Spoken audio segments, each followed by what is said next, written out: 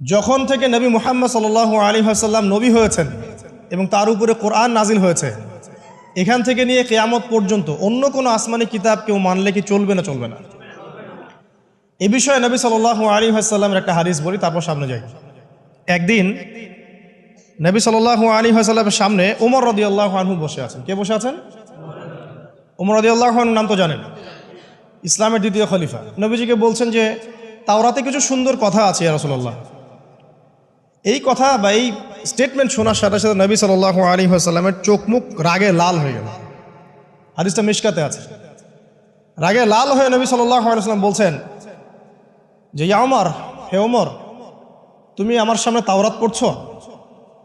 জেনে রাখো, লাউ কানা মূসা হাইয়ান, যদি মূসা আলাইহিস সালাম এখন জীবিত থাকতো, তাওরাত কার উপর নাজিল হয়েছে? মূসা। তাওরাত পড়ছো আমার সামনে, তাওরাত যার উপর নাজিল হয়েছে সেই